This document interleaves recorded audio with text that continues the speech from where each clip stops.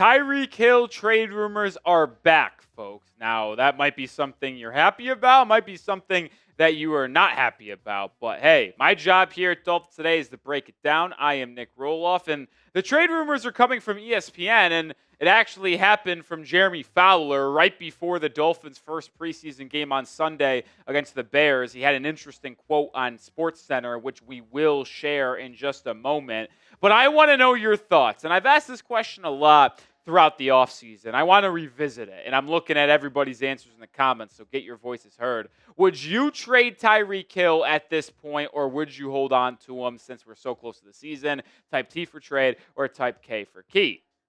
Well, if you're a new subscriber, I'll inform you on my opinion. If you've been with us the entire offseason, you would know my thoughts if you've watched our content. But I would have traded Tyreek Hill early in the offseason. I would have traded him right after he made that snarky request following the Week 18 game against the New York Jets. But Miami didn't. He's still here. And Tua and Tyreek's relationship has been in the topic of conversation surrounding this football team for a lot of the time over the past month. But at this point in the offseason, and if you even want to call it the offseason anymore, we're under 3 weeks away from Week 1.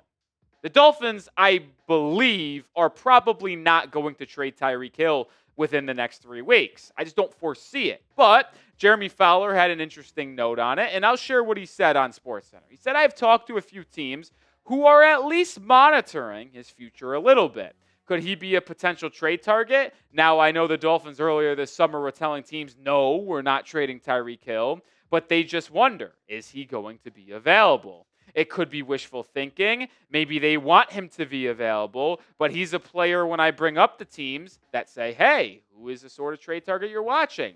They bring up Tyreek Hill. So we'll see. He's a big option for Tua. That would be a major move if they did move away from him.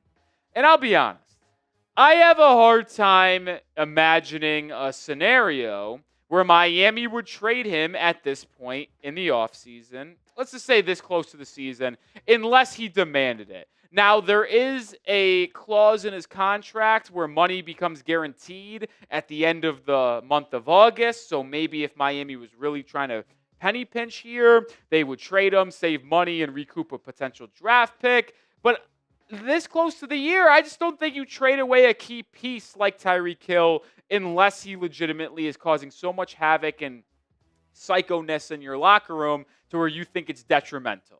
Now, could I see a trade at the deadline for Tyreek Hill? Oh, I absolutely could. I mean, I don't forecast it. I actually think Miami gets off to a really good start in the first 2 months of the year because the first 8 weeks of their schedule is significantly easier than the back half. And if they are struggling on the front half and are like 3-5, then you should probably just cut bait with some of your veterans because it's not going to get better with that schedule. You got to start off fast. But if Miami is struggling, 2-6, 3-5, at the deadline in late October, yeah, I could see Miami trading him due to the fact that he's probably not going to be on this roster after the season regardless, which we'll talk more about here in just 1 second. But we put out content on Dolphins Today every single day, so make sure you are subscribed to the channel. We will actually be live later today breaking down more surrounding this football team, so subscribe. Join us for weekly live shows, watch parties for every Dolphins game, and 2 videos almost every single day. I'll hammer this point home more, and more. Tyreek Hill, I would be willing to bet my chat sports job on the line that Tyreek Hill is not on the Dolphins roster this time next season. It is just hard to imagine that being the case. And you might say, Nick, why would that be? He's got 1 more year left on his deal. Well, let's look at his contract for next season in depth here. It is the final year of his deal. It's a $52.8 million cap hit. Now, you could restructure it. You could create void years. You could extend. You can do a lot of things to minimize that cap hit. But he's also on the plus side of 31, 32. Do you want to keep him around with how much of a headache he's had? And unless he goes for 1,800, 2,000 yards this season, there probably isn't anything he can do to change my mind on the Dolphins cutting him. Because look at it. If you cut him pre-June 1st, you save $36.5 million. You can cut him post-June 1st for $39, but that would not help you create cap space for NFL free agency in March. So I have to imagine that he is either traded or he is cut from this Dolphins roster in the first month after the season ends in January or, God forbid, early February. And you look at the cap situation for Miami next season, they're in the hole by $27.5 million already. And that's before potentially after making changes, signings, and upgrades to this Dolphins roster. So when you think about Miami being in the hole for $27.5 million via over the cap, you can solve that issue by one move, and it's getting rid of Tyreek Hill after the season. That now puts you into the positive by about $8 million and change. And then you could obviously make other restructures, other releases, and in extensions to create more cap space. So it just makes more sense. And I'll say this, maybe there is an incentive to trade him now, because if you traded him now, since it is post-June 1st of this past year, it would actually save you $14.9 million. Now, you could use that money on a corner. Miami currently has $11 million in cap space, so if you did this trade between now and the season, you can not only save your cap situation for next year and get ahead of it and be in the green in terms of cap space going into the offseason. You can get a draft pick for 2026 and get yourself up to about $26, $27 million in cap space right now. Now, would I suggest that's the right thing to do? No, probably not, because you just already have game planned for Tyreek Hill to be on your roster this year. But I am just merely showing you the financial benefits of a potential trade right now. Now, if the trade did happen, I think these 5 teams are probably the most likely. Ironically enough, 3 of them in the AFC West. I think the Chiefs would absolutely be intrigued with reuniting with Tyreek Hill. And I was trying to wonder who could have been that anonymous GM executive that Jeremy Fowler was talking to in that quote we shared where it was like wishful thinking. Maybe it's a Raiders, maybe it's a Chargers, teams that are looking to improve from a year ago. I mean, Washington's got the Terry McLaurin situation going on. Green Bay, yeah, they drafted Matthew Golden, but their wide receiver spot is a little iffy outside of him and Jaden Reed, who is a little bit banged up. So it's like you can make arguments for all 5 of these teams. The truth is, if Tyreek Hill was truly available, there would be probably at least double-digit teams, at least inquiring about him, considering it would only be a 1-year rental and probably not going to cost you more than a 3rd-round pick. I mean, Miami probably at best would get a 3rd for him due to his contract and the off-the-field concerns and locker room concerns.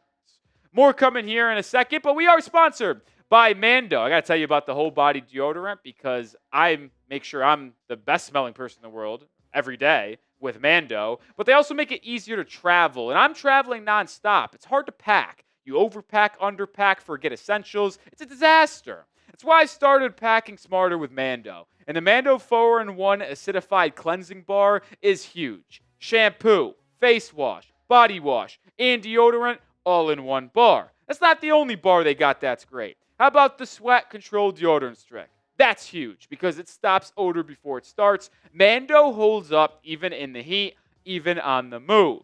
Mando Starter Pack is perfect for new customers. It comes with style stick deodorant, cream tube deodorant, 2 free products of your choice like mini body wash and deodorant wipes, and free shipping. And one of my favorite items they have, alongside the other 2 products I mentioned earlier, were these deodorant wipes. I can't get enough of them because I'm either traveling to visit friends, going to the gym, going outside playing golf, or running errands. And if I need a quick freshen up, the deodorant wipes are always there to make sure I'm covered. And as a special offer for listeners, new customers get 20% off site-wide with our exclusive code CHAT. Use code CHAT at shopmando.com for 20% off site-wide, plus free shipping, shopmando.com. Please support our show and tell them we sent you. Mando's got you covered. Protect your pits. Smell great doing it. Links in the description and comments of today's video.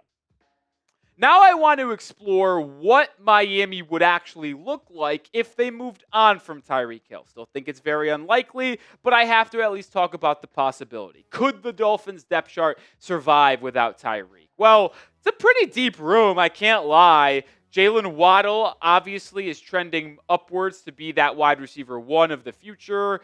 Nick Westbrook-Keeney is here for this year and the following. Malik Washington, the 6th round second-year guy out of Virginia, and now we see some other players stepping up, like Taj Washington, D. Eskridge. Like, maybe it's a possibility, and maybe you start to look at some of these other guys like Taj Washington and Malik Washington, who had some really good games. And listen, I don't love the idea of potentially moving off of Tyreek Hill this close to the season, because if you were to do that, I would have liked to probably done it in May and given yourself more time to game plan about your roster without Tyreek Hill. But these wide receivers did look very good in their first preseason game against the Chicago Bears. Like, I don't want to overreact, but you look at some of these players like Taj Washington and Malik Washington.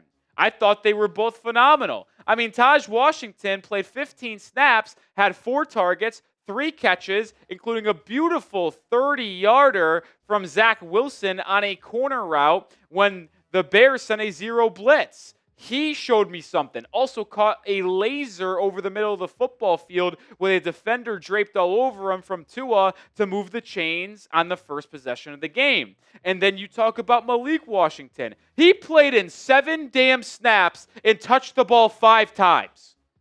You want to talk about a player that is in line for a large role this season? Look no further than Malik Washington. I have hand up been very concerned about the tight end room because Jonnu Smith was very productive last season. But maybe it will be caught up more from Malik Washington than I originally thought. I mean, you know how ridiculous it is that he was on the football field in this game 7 times and he touched it 5 times, including a massive completion from Tua on an out route on 4th and 3 to move the chains at midfield. And then later in the drive, around the 20, 3rd and 4, another out route, 5-yard completion, move the chains. Caught a pop pass, a screen, then got an end around where he ran it for 6 yards and made a couple people miss. Malik Washington will be heavily featured in this Dolphins offense. And when you think about it, I know this is a little bit counterintuitive into the conversation we're having, but if you keep Tyreek Hill and Jalen Waddle, just think about what Malik Washington will be able to provide for you with those two on the football field. I mean, all of the attention from the opposing team's secondary is going to be put on Hill and Waddle so they don't get beat deep for a 70-yard touchdown, which will leave Malik Washington one-on-one with slot corners, one-on-one with safeties, and working over the middle of the football field, trying to find a crease in some zones right behind it or in front of linebackers. And then if he catches it, I'm sure he will be able to beat them with his speed and shiftiness. I am very excited about Malik Washington and think he's going to have a monster year. And are you fired up for Malik Washington? Excitement level for the second-year wide receiver from Virginia. Scale 1 to 10 for me down in the comments. But you also can't forget about Taj Washington because he was also very good. And I don't think I'll call him a roster lock. That's why I put in question marks. But he looked like a wide receiver that was NFL worthy on Sunday. I briefly mentioned it with the deep corner route when Zach Wilson was being blitzed. And then the reception over the middle of the field by Tua. Like, I had Taj Washington going into the game. Obviously, I was not in practice watching every single one. As wide receiver 7. Behind the big 4, D. Eskridge at wide receiver 5, and then Theo Weiss Jr. as wide receiver 6. But I'll tell you, there's one thing that I'll be doing. I'll be swapping Theo Weiss Jr. and Taj Washington. I'll project Weiss Jr. as wide receiver 7 and Taj Washington as wide receiver 6. Now, how many does Miami ultimately keep? We'll see. If they keep 6, feels like Taj is a lock to make this roster, potentially. If they keep 5, well, he's certainly going to have to show more over the next couple of weeks. And the final thing I'll bring up on today's show is you can't forget about Nic Rohloff, the wide receiver that Miami signed to a 2-year deal in free agency. He had 1 catch on a nice little post route in the middle of a zone. Zach Wilson fired in there, and Wes Burkini turned it upfield and made it a 35-yard gain. He's 6'2", he's 211, got a wide catch radius. He's a great run blocker. He is going to be featured and utilized a ton in the red zone, especially when they are doing a running play to the outside, which we know Miami likes to do a lot. So he's going to be featured a lot. Like, Washington's going to be featured a lot. We know Tyreek and Jalen Waddle are probably going to be featured a lot. And this wide receiver room, certainly probably the best on the team. If you're talking about position groups, I usually would have had running back at number 1. I've said that all offseason long, but with Madison's injury now, probably not. I'll probably go wide receiver 1A, linebacker 2B, or 1B, and then we move on from there. But wide receiver room's pretty good. So what's the point of this?